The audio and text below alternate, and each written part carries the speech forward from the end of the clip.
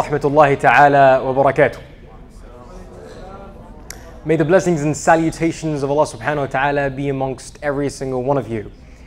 Ladies and gentlemen, family, friends, it's an honor to initiate and inaugurate this very wonderful setting that would bring about value and understanding of a very prominent and important topic that we are currently facing. Several ideologies and several perspectives have came into practice, and clarity is of utmost importance. And therefore, when clarity is given, clarity should be required with utmost due right. So what exactly are we talking about? The projected slide in front of every single one of you today shows Darwinism, Islam, and evolution. If we were to simply figure out or define what Darwinism means today, it is the theory of biological evolution that has been founded by the naturalist Charles Darwin. However, when speaking about biology, something is very interesting that brings about all of us together in this very setting. Such a topic with a prominent terminology or terminologies being stated requires a certain speaker to have his thoughts and his perspectives shared so benefit would unravel. I would be humbly announcing our speaker by the following. Mr. Subboor Ahmad is a well-known public speaker and writer who has debated prominent academics on philosophy and science. He has a particular interest in the philosophy of biology, as he's currently pursuing postgraduate studies in philosophy.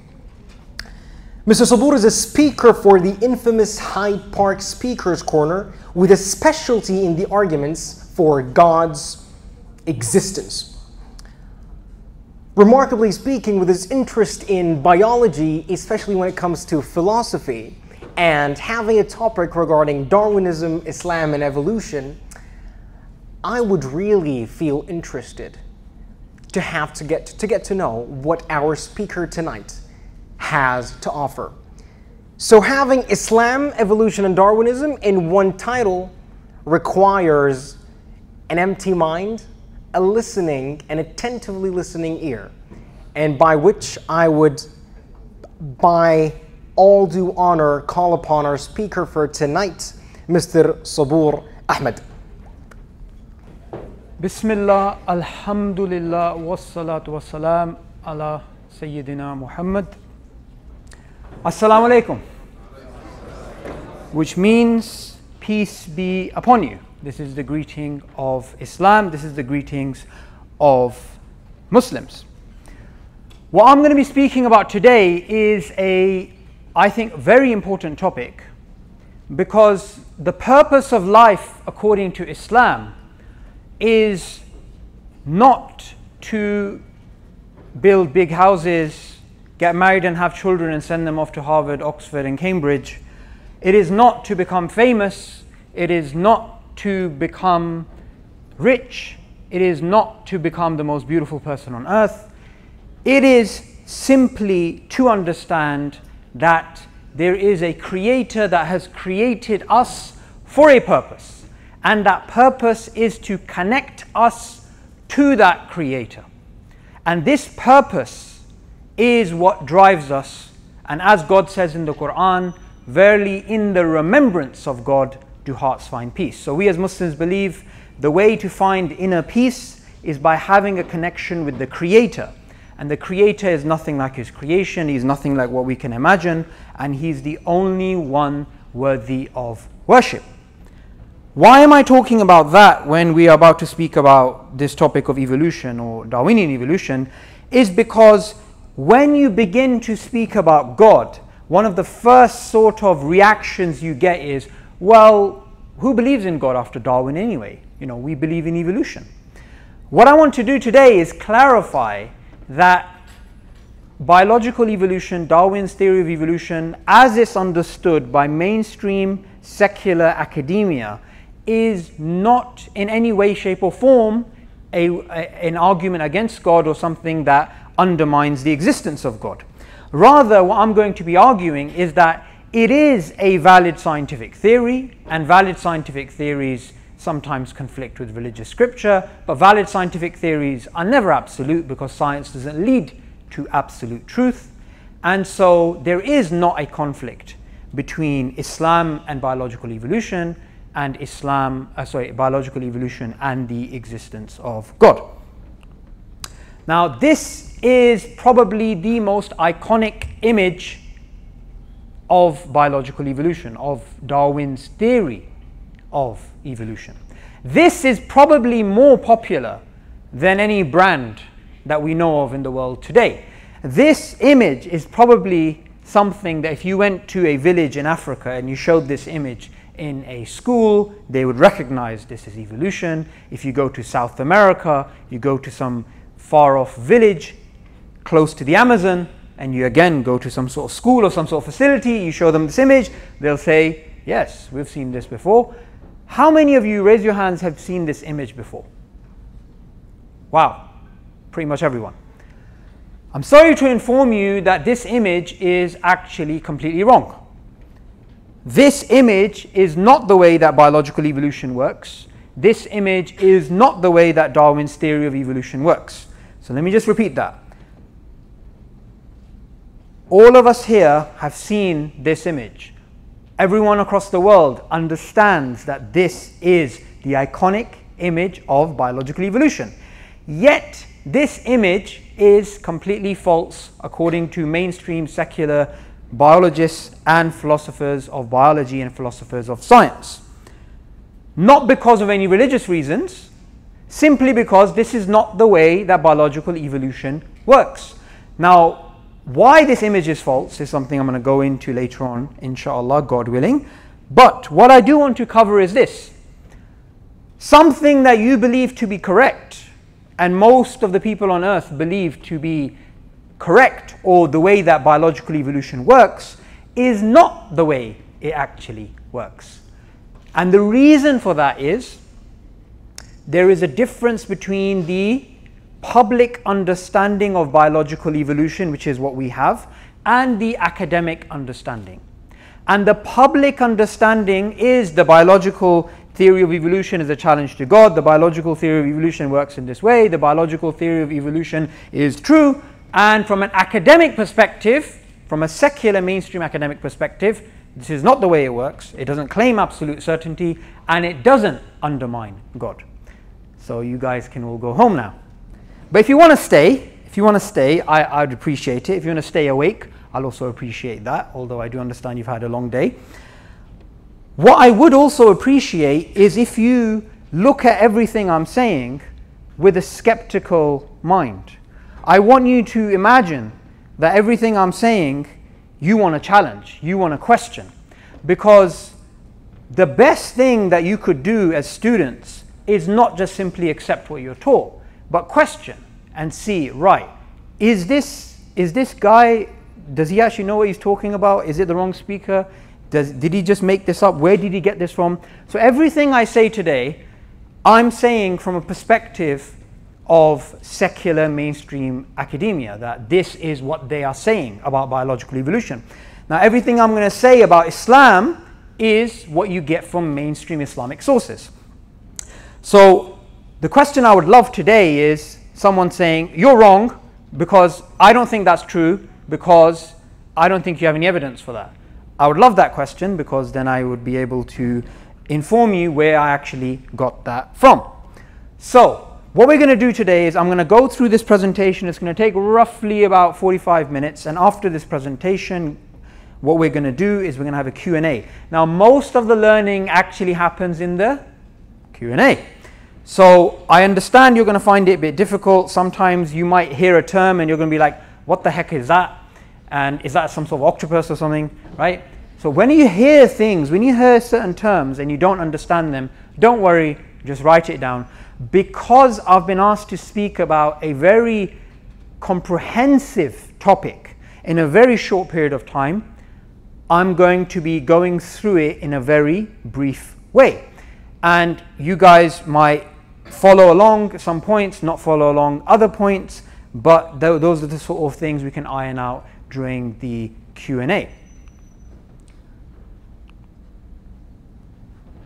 Okay, clicker seems to have stopped working. Nope, it's working. So what we're going to be covering is some basic points today.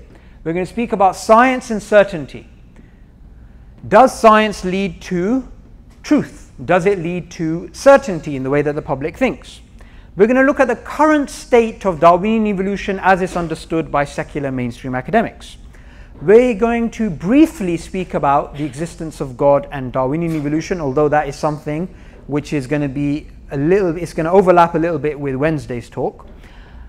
Why Darwinian evolution is unique in the history of science, why it's not like any other theory in the history of science, in a not so good way, and a little bit about Islam and science, Islam and scientific conclusions.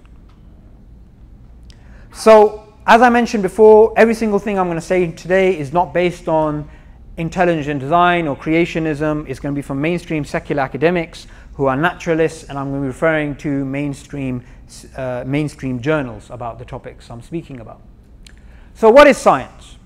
Science is something which we all benefit from. Science is a beautiful method. It actually came from the Islamic world. The first scientist was Hassan ibn Haytham, who was a Quranic scholar who lived in Baghdad approximately 1,000 years ago. He is the key figure who science historians go back to because he is the father of the modern scientific method. The Greeks had a sort of proto-scientific method, but they didn't have a systematic way of looking at the world. Now, when Hassan ibn Haytham was doing science, when he was doing these calculations, when he was putting together his method and his conclusions, he said that he was doing this, he was pursuing science because he wanted to get closer to God. Because we as Muslims believe that the world, the biological world, the physical world, the chemical world is all a sign of the divine.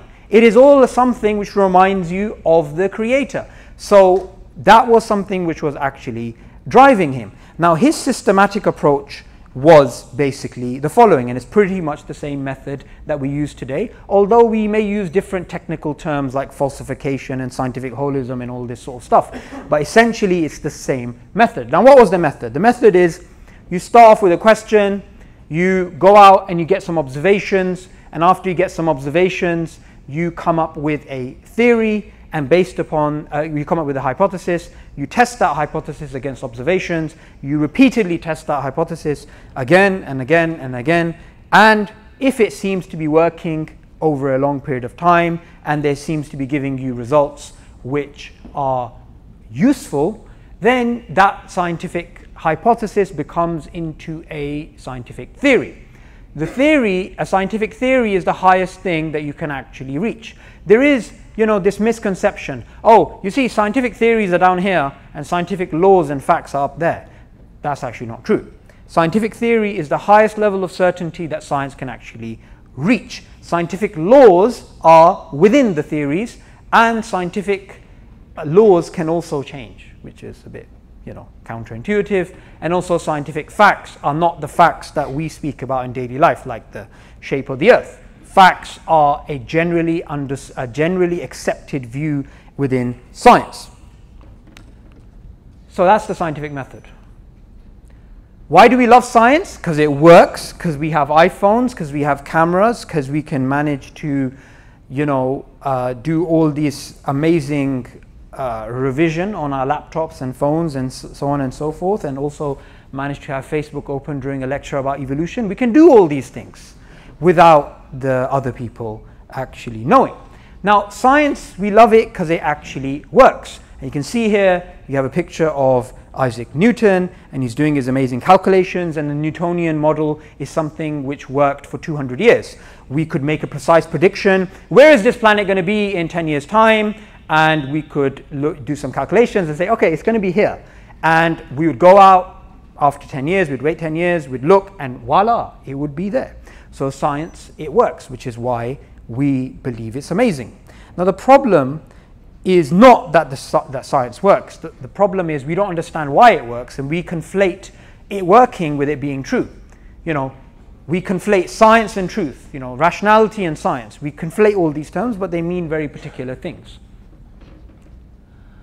So how does science actually work? Science works on a method known as induction, which is where you take a set of observations and you make a general conclusion. So I want to know what color swans are, and I'm a scientist. So I observe white swans, white swans, white swans, white swans, and I come up with a general hypothesis. Swans are white. I observe more swans, and it just becomes into a theory because it just keeps coming back and back and back and back with the same result. The problem is, in the future, I can come across a black swan, and my previous theory is then challenged.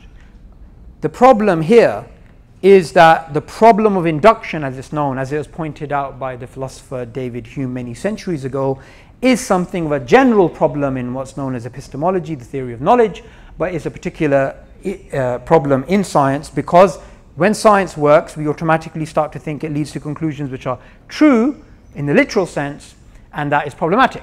Now, someone may be objecting in the audience somewhere like, hang on a minute, that is a really simplistic understanding of the scientific method.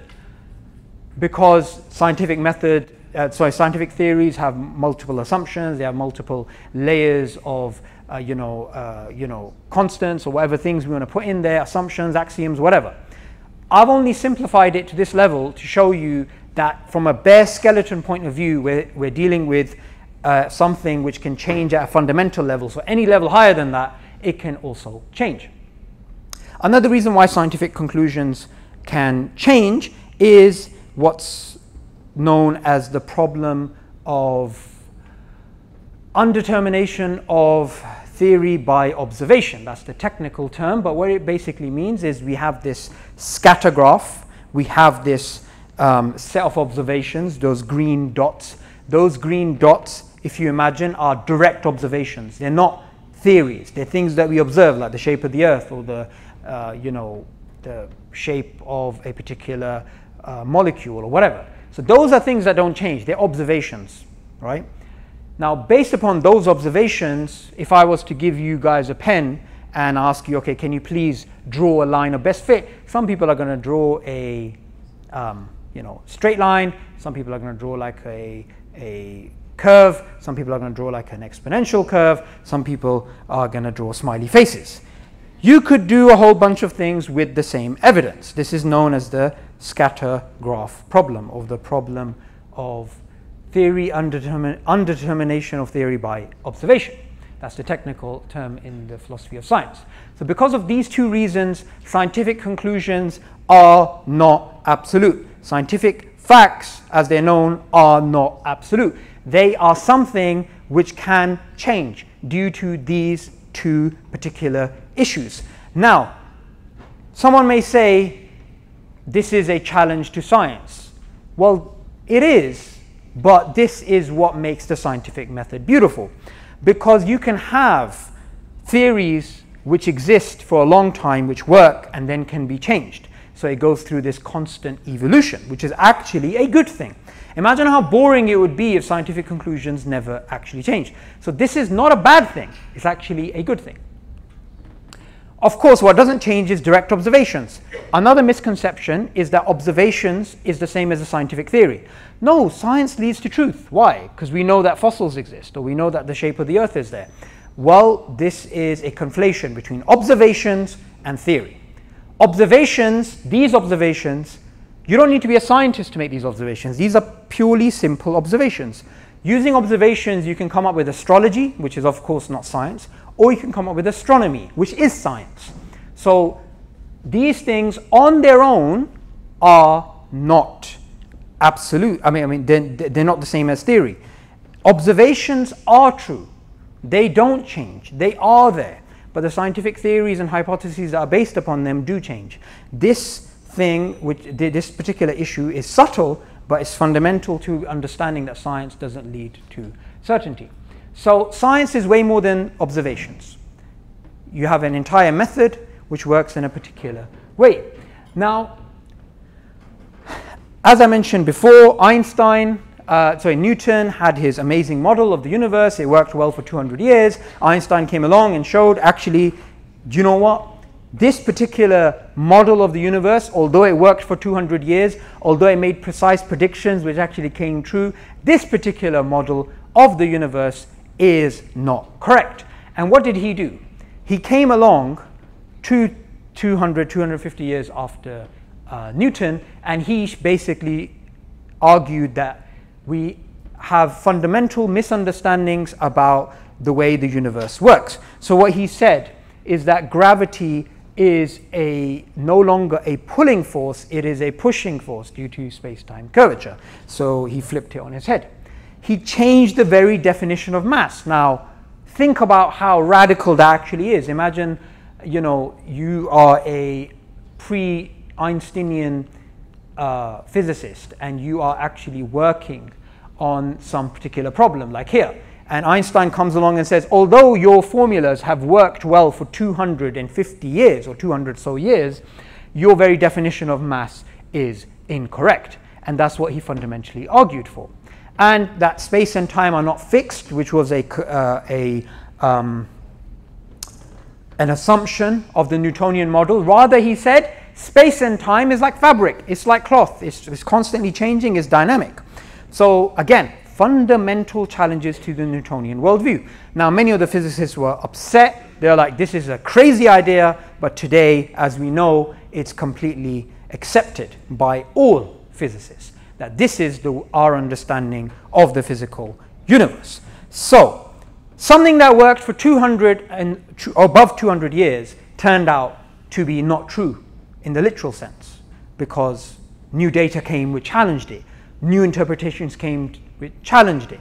So what we should understand is that this is the history of science. If you look at the history of science from chemistry, biology, physics, astronomy, medicine, we have complete changes, radical paradigms from 50 years ago, 100 years ago, 150 years ago, 200 years ago, 350 years ago, radical changes in every single field in science over a long period of time. You'll have to see that. Now, theories work even when they're wrong. So even after it was shown that the Newtonian model of the universe is incorrect, we applied it to apparently the moon landing. Some people believe it didn't happen. I'm not going to get into that, but let's just assume it did. We went to the moon based upon the Newtonian model of the universe, although that is not true from the Einsteinian perspective. So something can work even though it's not true. Now, this particular car, I know absolutely nothing about cars, but I know this is a blue car. Now, this blue car has these nitrogen boosters. Nitrogen boosters can help your car go very fast. You can get to the lecture on time. Now, these nitrogen boosters, imagine there is a guy with a cigarette in his mouth and he's chilling out with music playing, and I go and knock on his window when he's actually sitting in this car, and I say to him, hey buddy, you've got a really nice car here and it's fantastic, and I can see you're going really, really fast and you've got all these gadgets and stuff in your car. Just wanted to inform you about something very interesting. You see, nitrogen, which is being used to make your car go really, really fast, this nitrogen was discovered using a chemical theory known as phlogiston. And this chemical theory of phlogiston today is not accepted by anyone. It actually turned out to be completely false. So a false scientific theory helped discover nitrogen, which is an observation, which is true. Now obviously that guy is going to be like, what are you talking about? I'm like, I don't know. And I walk away. But you guys understand. That's the main point. It's going to stick in your head and you are going to understand. So scientific theories work even when they are shown to be false. Here's a really interesting one. Anyone study physics here? 1, 2, 3. Wow. We have some intelligent people in this room. I hope you guys don't study something like fashion design, which is what my wife did, and I just think it's not even a subject worth pursuing. But we have physics, a real degree, something worth paying tuition fees for, something worth getting up in the morning for, something objective, not subjective and trivial. So, theories work even when they contradict each other. This is very important. theories work even when they contradict each other. In physics, we have Einsteinian general relativity and we have quantum mechanics. Quantum mechanics and general relativity aren't exactly best friends because at a fundamental level they disagree. They cannot both be literally true. Now, these are two scientific theories which are accepted by physicists, although at a fundamental level they both can't be true. So scientific theories work, make predictions which are shown to be true, even though they can fundamentally conflict with each other. Right, so this is the way that science actually works, and this is the paradigm shift that we actually need to go through. Now, this is what it says in Philosophy of Science, a very short introduction by Oxford University. I thought it would be good to put references down and to show you that this sort of information about the way that science works is not even based upon really academic stuff from the philosophy of science. This is like a very basic introduction to the philosophy of science, something which is for the general public if they want to know. This is what it says. Historically, we have many cases of scientific theories which were successful but which turned out to be false. And if you're wondering who this handsome guy is, this is Larry Loudon. He is a philosopher of science and he's put together a philosophical paper of really powerful scientific theories which really worked, which turned out to be false. I didn't just put him there because of a pretty face. So, all scientific theories change, and this is something which is accepted by philosophers of science. This is not something which is controversial. This is what it says in Evidence and Evolution by Cambridge University Press, again a standard book on the philosophy of biology, which is a particular subset of philosophy of science. The best that scientists can do at any time is to render comparative judgments. They can say this theory is better than that theory, but they cannot say that this is literally true. So, likewise, Philosophy of Science, a new introduction, says the same thing. Scientific conclusions are not graven in stone, and we shouldn't be using the word scientific proof, which is what we use all the time. We shouldn't actually be using that. Also, Richard Dawkins, in his famous, actually not so famous book, but in his book A Devil's Chaplain, he makes the same point. He says, new facts may come to light in the 21st century which will force our successors, what does he say? We must acknowledge the possibility that new facts may come to light which will force our successors of the 21st century to abandon Darwinism or modify it beyond recognition. So that's important to understand. Now here he's referring to Darwinism. Darwinism is different to evolution. Darwinism is a particular type of evolution. Evolution was known before Darwin. It's been known for thousands of years. It simply means biological change over time. It's not theologically corrosive. It just means biological change over time. Darwin came along and proposed two ideas. He said all of life, you, me, everybody, elephants, tigers, Lady Gaga, unfortunately have a common ancestor. Yes, you are related to Lady Gaga. Now, because of that idea of universal common ancestry, he had to propose a mechanism, how the change happened, and he proposed a mechanism known as natural selection. Evolution simply means biological change over time, but Darwinian evolution is a theory. This is an observation, and this is a theory based upon two particular ideas. Right, imagine you are attending a lecture, and you have somebody talking about biological evolution, and this person is saying, right, Darwin's theory of evolution is true. It is as true as the shape of the earth. It is as true as anything we know. And he claims that whether you look at biochemistry or genetics or anatomy or psychology or linguistics or biochemistry or bioinformatics or whatever, you will come across one conclusion, which is all of these fields prove that Darwin's theory of evolution is true. At that point, you can say three things, right? No evolutionary biologist in the world, whether he supports Darwinian evolution or supports an alternative to Darwinian evolution, will deny something basic, which is Darwin's theory is based on a probabilistic framework. No one can deny that. It has multiple assumptions. No one's going to deny that. And there are disputes at a scientific and philosophical conceptual level about its particular claims. No one in the world who knows what they're talking about will deny these three things. Sometimes they may not even know them themselves, sadly, in which case you'll have to point that out. But this is something that no evolutionary biologist in the world will deny. Now, sometimes you hear these popular things, popular notions like 99% of evolutionary biologists believe in Darwinian evolution. Right. Yes, they do, but when they say believe, they believe it to be a probabilistic framework which has assumptions, which has disputes. They don't believe it to be absolutely true, because that's not what science can achieve. And if there is somebody who does actually believe that, then they would have to put forth some evidence, because nobody in the philosophy of science and nobody who's involved within secular mainstream academia, whether they're an evolutionary biologist or not, can deny that Darwinian evolution is based, it has these three components. This is just simply undeniable. Evolution and Darwinism, I explained previously. Evolution simply means biological change over time. Darwin's theory is a particular history and a particular mechanism. Now, people before Darwin, they had different histories. Rather than a universal common ancestry, they had multiple origins. They had many origins, and they had many trees of parallel evolution actually taking place.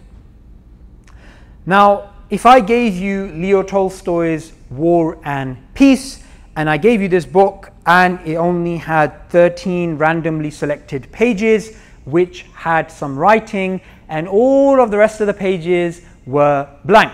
And I asked you, please, can you carry on telling the story? How does it begin? How does it end? Which characters come in? Which characters go out? Who gets murdered? Who's the murderer? Who cheats on who? What happens? You will all come up with different stories. Why is that? It's because majority of the pages are blank and 13 pages are there. So you have a very little piece of very little evidence to go by, and you have to make up the rest. This analogy is actually in a peer-reviewed scientific journal called Science, which is the second most prestigious scientific journal in the world.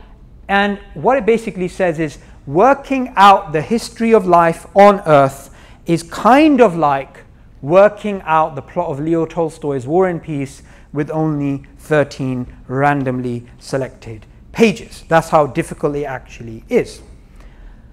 Another way to actually put it is this. It's not just a scattergraph, it's a scattergraph on steroids. Why is that? It's that way because according to current estimates, 99, and I want you to remember this number, 99.999. Keep that in mind. 99.999% of species, not organisms, species, have never been observed. We don't have their fossils, we don't have their DNA, we have no cave scratching, chicken scratching type drawings of them, we have nothing. 99.999% of species. So that analogy of Leo Tolstoy's book is relevant here because 99.999% of species are actually missing. So somebody can look at the history of life and come up with universal common ancestry or multiple origins like Lamarck did before Darwin, the web of life, the tree of life, the net of life, bush of life. You can come up with gradualism or rapid change, progression or non-progression. Whatever you make is bound to be probabilistic at best.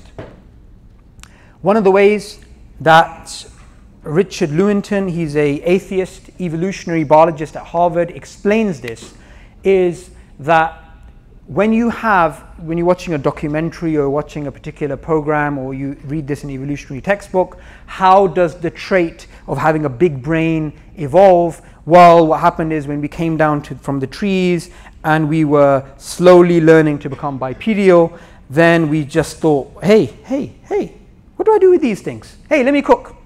And then we started cooking and we grew bigger brains. That is a scientific theory, a scientific hypothesis, which sounds plausible. But what Richard Lewontin says, and this is obviously something that's made up about all of these sort of traits that we actually have, there's an evolutionary history to it. He says we need to be careful because these are or can be just so stories. Now, what are just so stories? Rudyard Kipling, in his famous children's book, he goes over just so stories. So how did the elephant get its long trunk? Well, you know, the elephant was enjoying, it was chilling out somewhere, and this crocodile decided to bite its trunk and to try and drag it into the water, and as the elephant is resisting, it gets longer and longer and longer. So these are just so stories. This obviously, just so story, this term was, you know, it's maybe 100 years old or whatever, but Richard Lewontin used that a couple of decades ago as an example to show that when we have these evolutionary scenarios that this trait evolved in this way, this particular thing evolved this way, he's basically saying, well, how do you know? You know, this is how different is this to a just so story? There's an interesting example of a just so story pointed out by Raymond Tallis. So he's an atheist neuroscientist, but he points out some of these just so stories. So one of the just so stories that he points out is about color evolution or color preference. Now you may be wondering, hang on a second, why are they talking about color preference? What's that got to do? Well, what you need to understand is that Darwinian evolution is a complete explanation, meaning every single thing that you have as a human being, whether it's your biochemical connections, whether it's your neural network, whether it's your behavior, your linguistics, or generally even the way that human beings are scattered across Earth and why are they scattered in that way, every single thing has to break down and be explained via Darwinian evolution. So they have to come up with some sort of explanation for those things. So some of the explanations that they come up with are some things which we are aware of and which we are taught in documentaries and so on and so forth, but which actually turn out to be quite interesting. So Raymond Tallis points out color evolution. So men like the color blue, women like the color red. So it goes.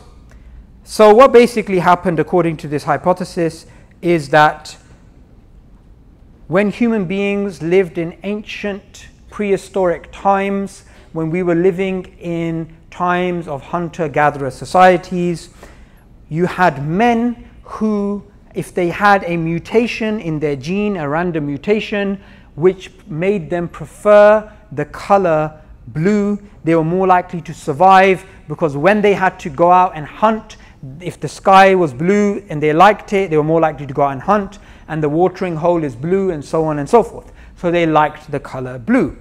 And unfortunately for the feminists in the room, the hypothesis goes the women were in the bushes, they were cooking, and that's what they were doing. And since they were cooking, they were cutting meat, which is red. If it's not gone off, it's red. They were collecting berries, which are red. They were collecting apples, which are red. So we have a very nice anti-feminist understanding of the evolution of human history.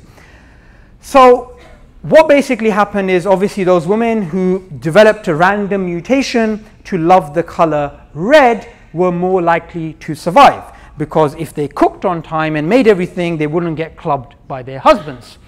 So we have this amazing evolutionary explanation. However, Raymond Tallis comes in and spoils the party. He says, hang on guys, this evolutionary scenario is problematic, because men liking the color blue and women liking the color red is a very Eurocentric view at a particular time in history.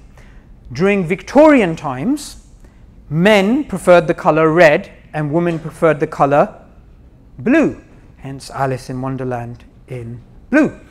So this particular hypothesis doesn't actually make sense. This particular theory doesn't make sense. It's a just so story. So this is a sort of example of a just so story, which is a, if you like, a micro example of the sort of just so stories which we are fed. Now, we also get this very simplistic understanding about evolution. We are told, right, you see a human being and you take a chimpanzee next to it, right? Look at how the elbows are similar, look how the wrists are similar, look at how this particular part of the skull is similar, look at how this is similar, look at how that is similar. Oh wow, look at the genes, it's like 99% similar as well. So similarity is due to common descent. You're similar to the chimpanzee because of common descent. And that's generally, in a nice, neat package form, was fed to the general public, which is me and you. However, there's a background to that which is very interesting, which will show us that actually that claim is not true in the literal sense. It's simply not. Firstly, that assumption is the assumption of homology, that similarities are due to common descent. That's not something that can be proven. It is simply an assumption. The assumption is similarities are due to common descent. Now, if somebody claims that similarities are due to common descent, similarities exist, oh look at this, and therefore similarities are due to common descent, as you would know if you've done a basic class in philosophy or logic, that is a circular argument. Similarities are due to common descent, that's an assumption. Similarities exist, therefore similarities are due to common descent. That is circular reasoning. Apart from that, if somebody wants to say similarities between human beings and chimpanzees is something I believe in based upon the assumption that similarities are due to common descent, well, there'd be no problem with that. But that's not the claim that is often portrayed, how do you say the word? Portrayed to the public. Tongue twister. Right. So, the problem along with that claim is also that we have similarities which is not due to common descent. We have similarities all over the biosphere which is not due to common descent. For example, we have the wing of a bird and the wing of a bat. We have these two wings. Now, both of these wings, they are used in a similar way, they have a similar function, but that is not due to common ancestry. That's what's known as homoplasy, the opposite of homology, which is similarities which is not due to common descent. Likewise, we have the genes for echolocation in a bat and the genes for echolocation in a dolphin, a whale, and these are not due to common descent. These are an example of homoplasy. Homoplasy exists at a biochemical, genetic, and anatomical level. It is inescapable. So this claim, wow, look, similarity, look, this thing's similar to that, so therefore they have a common ancestor. This is a very childish, crude understanding, because you could just simply ask, wait, hang on a second, you're saying 99% between human beings and chimpanzees. Well, okay, we have 98% similarity genetically with mice. That's when you're going to get either a confused look, or you're going to get someone saying, well, actually, it's more complicated than that. And you'll say, aha, that's the whole point. There's a whole history behind this. It's not as simple as that. Now, homology, homoplasy, this is a quagmire, and it's not the guy from Family Guy. It's a big, big problem, and this is the problem, as explained by Elliot Sober, a prominent philosopher of science, a philosopher of biology. He says, both of the following thoughts are naive. Humans and chimps must share a common ancestor because they're so similar, whether genetically or anatomically. And he does make that clear previously to this as well. And humans and mushrooms must have arisen independently because they're so different. Within a probabilistic framework, there is no must in either case. And that's exactly what is the understanding of mainstream secular academics. It's not as simple as, ooh, look, similarity, ooh, look, similarity, ooh, look, common ancestor. Oh, look, the fire exit. That's what you should say to someone like that, because they clearly don't know what they're talking about. So, we have a human being there. That's what you actually look like without clothes and skin. Yeah, it's very pretty, isn't it? So you have this human being. Now, within the human being, there may be similarities between human beings and chimps. However, there are similarities between human beings and other creatures which are much according to even the evolutionary tree, the Darwinian tree, much further than us, which is an example of homoplasy, not an example of homology.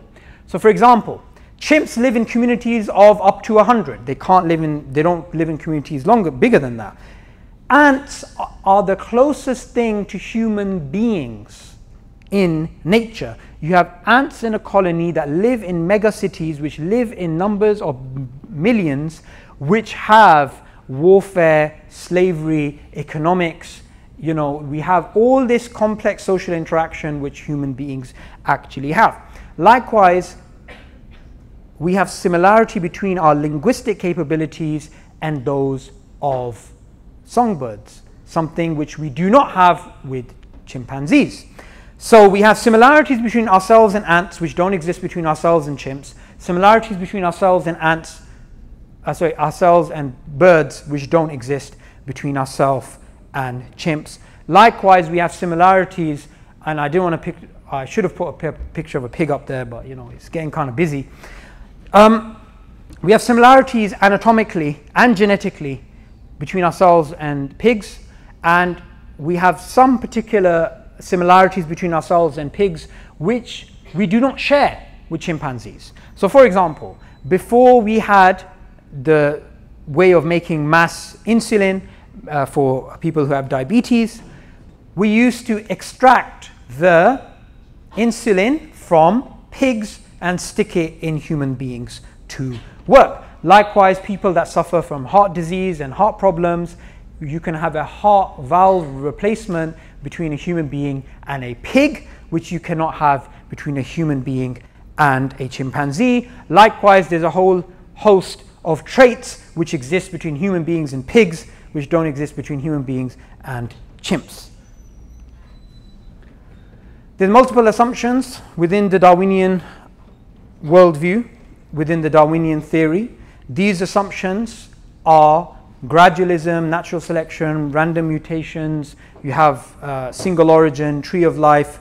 Neo-Darwinism is claiming that acquired characteristics are not inherited. These are all some of the assumptions of Neo-Darwinism. This is not something which is undeniable. Dennis Noble, a prominent biologist from Oxford University, again a mainstream secular academic, he claims that all the central assumptions of Neo-Darwinism have been disproven. I'm not saying what he's saying is true. Why I put that out there is to show, although he may believe in a different conception of a different mechanism than Darwinian evolution, although he still believes in evolution, he's pointing out there are assumptions and these assumptions can be disproven. I'm not endorsing his opinion, I'm merely showing that it exists. And his opinion is a fringe opinion. But it's nonetheless something which teaches us that there are assumptions involved. Now, there are alternatives to Darwinian evolution. There's evolution by natural genetic engineering, neo-Lamarckian evolution, mutation-driven evolution, evolution by self-organization, and the inheritance of acquired genomes, as put forth by Lynn Margulis. We also have this project called the Third Way of Evolution, which is a whole bunch of scientists.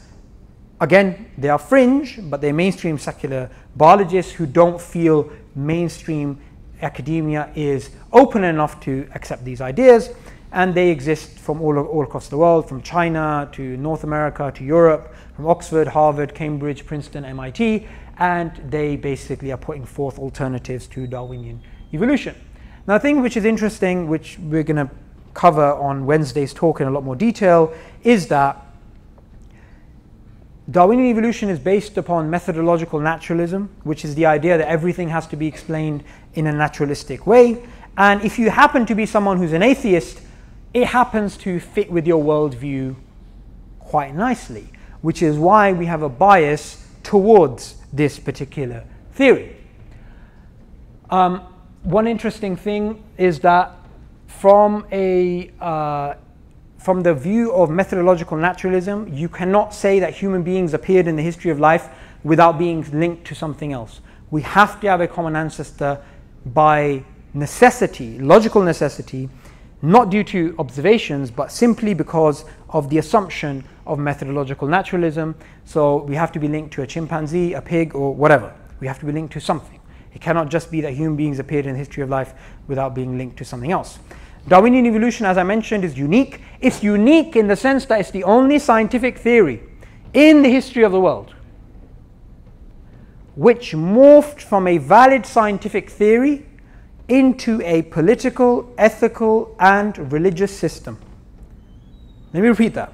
It is unique because it's the only scientific theory which turned from a valid scientific theory into a religious, political, and ethical system. Now you may be wondering, how did it become into a religious system? Question for the Q&A. Actually, no, not for the Q&A. I forgot this slide was there. You can see, I'll blame jet lag rather than incompetence. So it's good old jet lag. That's what it is. So, why is it a religious system?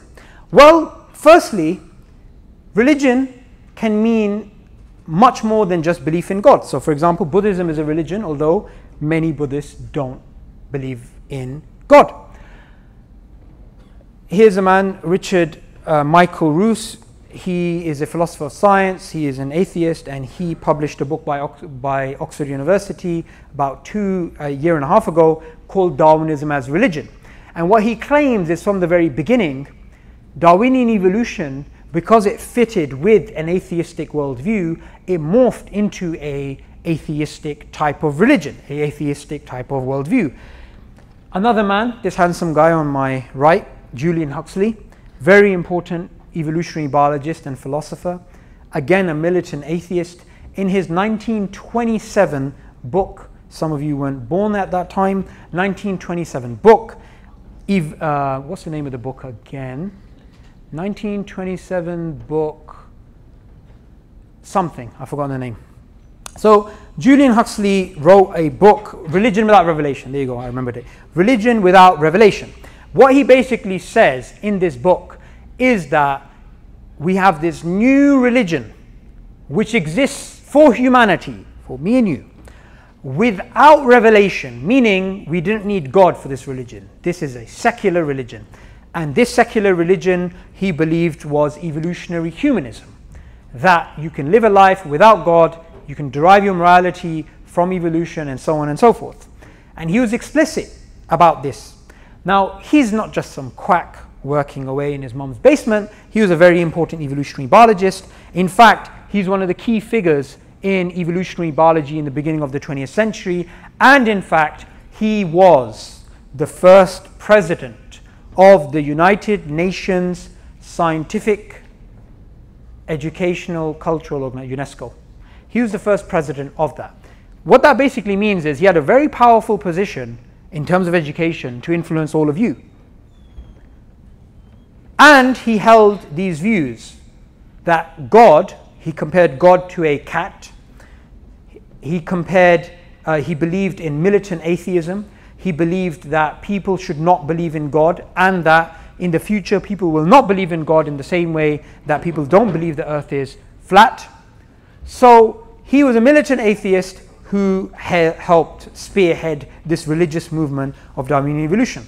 And a very popular book called The Blind Watchmaker from the 1980s, Richard Dawkins, another prominent atheist, he says something very interesting. He says, Darwin allowed us to be intellectually satisfied atheists. Now you can start to see there's something wrong with that statement. Firstly, it's not a scientific statement. Two, if you know anything about Darwin, you would know he was never an intellectually satisfied atheist. He was never happy with atheism.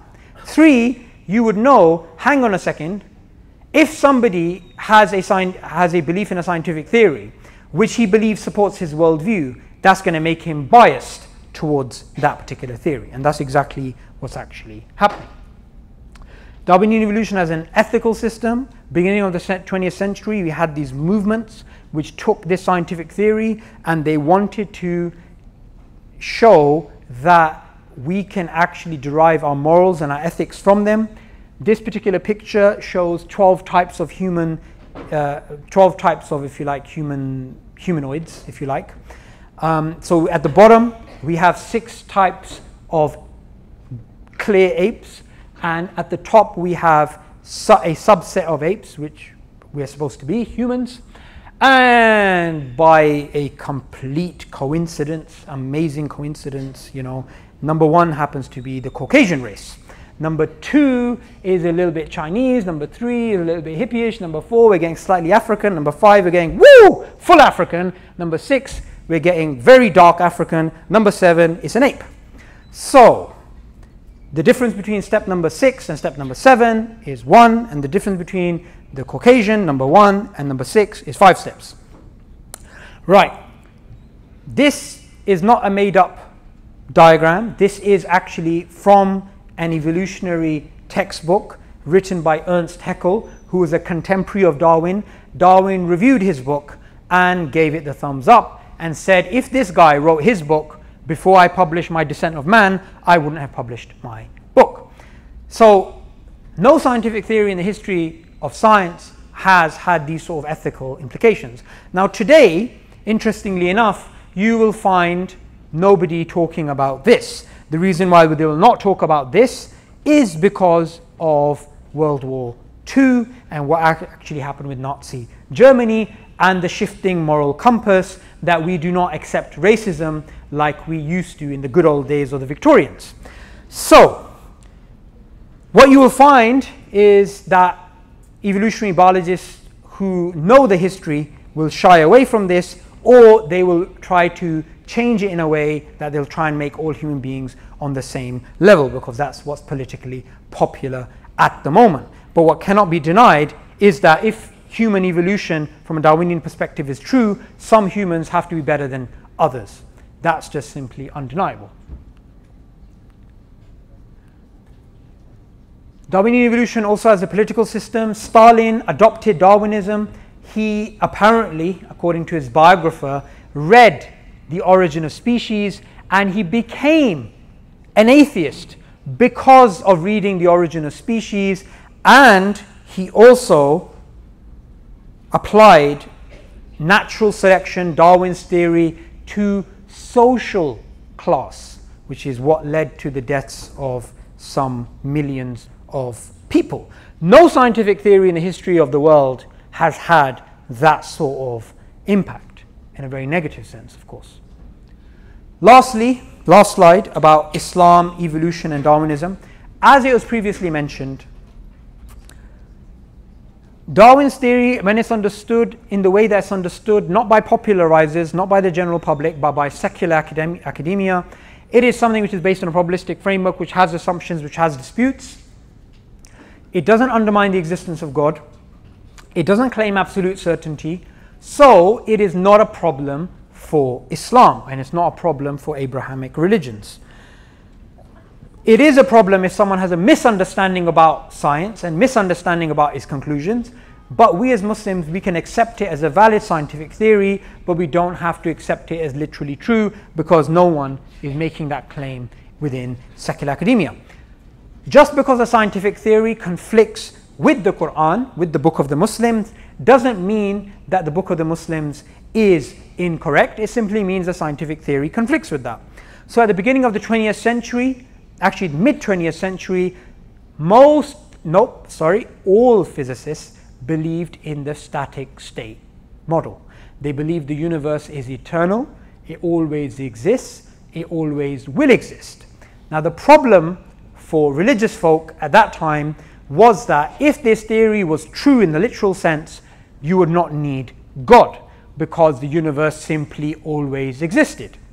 Now the problem here was that this scientific theory is something which later was shown to be wrong, and it was replaced by the Big Bang model. Now the Big Bang model is more in line with religious belief, because the universe actually has a beginning.